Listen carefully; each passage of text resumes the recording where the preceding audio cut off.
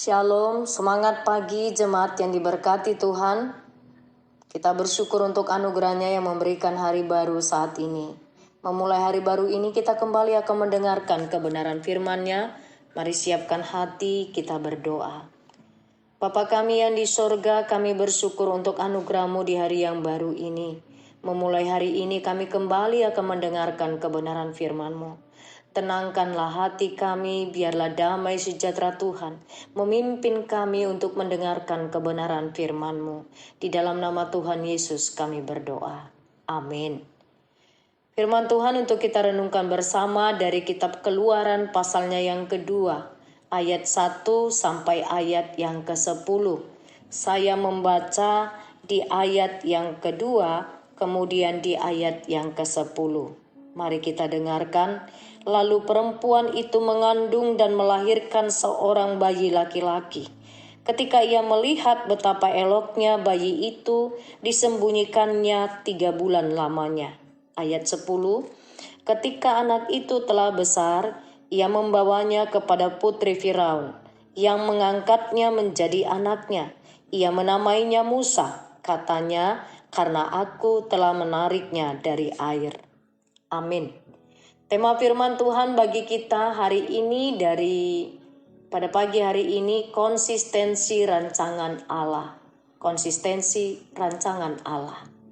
Jemaat terkasih, rancangan Allah yang dilihat dalam konteks Keluaran pasal 2 ayat 10 ayat 1 sampai 10 ini sebenarnya begitu rumit untuk dipahami bahkan diterima.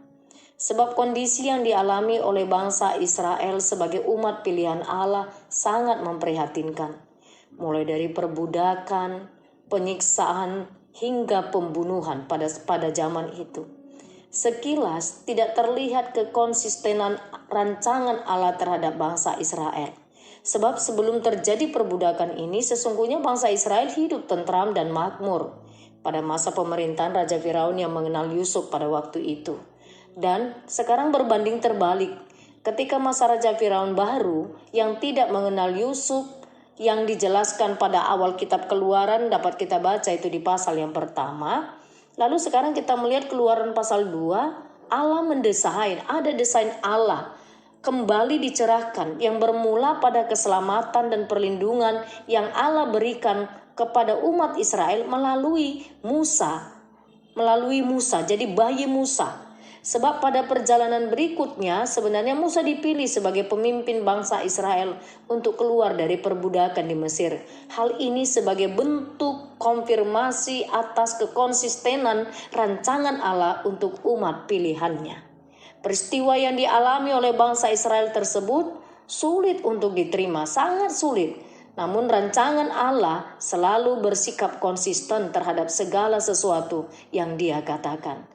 Jemaat terkasih, ini hanya mengingatkan kita bahwa sesungguhnya pada saat itu setelah bangsa Israel semakin bertambah banyak, jumlahnya bertambah besar di Mesir, bahkan menurut Mesir itu menjadi sebuah ancaman sehingga ada rencana pembunuhan setiap anak laki-laki yang lahir dari orang Ibrani. Sehingga ibu Musa mengambil rencana untuk menyimpan Musa selama 3 bulan pun akhirnya dia buat di atas sungai Nil. Jemaat terkasih, ini bukan bicara soal ketegaan dari seorang ibu, tapi bicara bagaimana ibu Musa masuk dalam skenario rancangan Allah dalam hidupnya.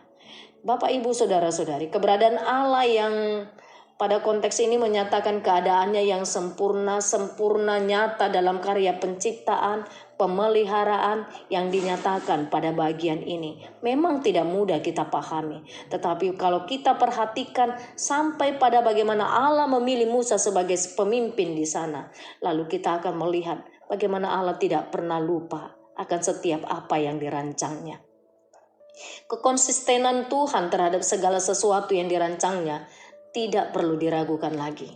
Namun, perlu orang percaya untuk dapat hidup merespon rancangan itu dalam arti menaruh segala sesuatu kepada Tuhan, termasuk rencana-rencana yang kita buat, rencana-rencana yang kita sudah persiapkan. Sebab Tuhan punya jalan tersendiri yang memang tidak mudah untuk dipahami oleh manusia.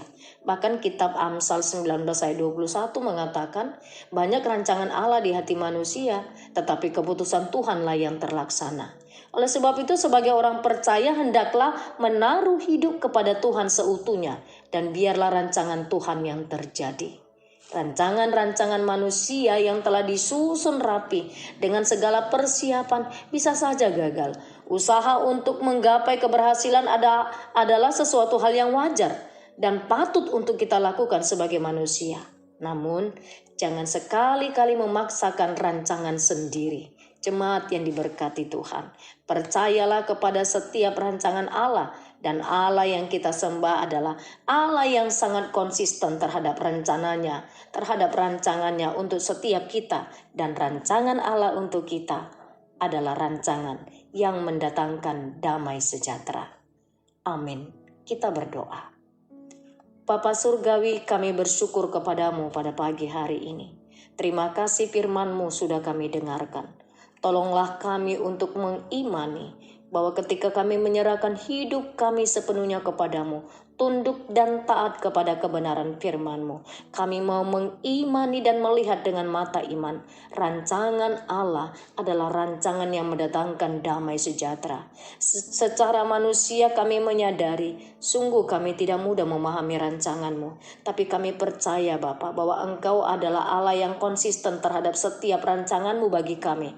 Rancangan-Mu yang mendatangkan damai sejahtera. Terima kasih Bapa yang baik. Kami menyerahkan seluruh hidup kami hari ini. Segala aktivitas kami taruh di tangan Tuhan. Bapa, hamba berdoa untuk seluruh jemaat Tuhan yang pagi-pagi benar mereka telah melakukan segala kegiatannya, bahkan aktivitasnya untuk mencari nafkah. Mereka yang berjuang di pasar pagi untuk berjualan, berikan mereka kesehatan, berikan mereka damai sejahtera. Bahkan jemaat Tuhan yang bekerja sebagai pegawai swasta, sebagai pegawai negeri, sebagai tenaga pendidik, sebagai pengusaha, apapun pekerjaan jemaat-Mu yang berkenan bagi Tuhan, Kau berkati supaya apa yang dipikirkan, apa yang dikerjakan tangannya, Engkau membuatnya berhasil. Dan pimpin juga seluruh jemaat-Mu, bahkan kami bersama-sama menggunakan berkat-Mu dengan sebaik-baiknya.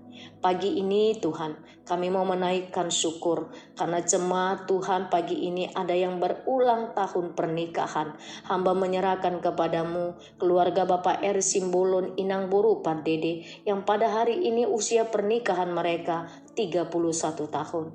Ada keluarga hambamu Bapak Les Speaker DR Siagian Inang Buru Pardede yang pada hari ini usia pernikahan mereka 31 tahun.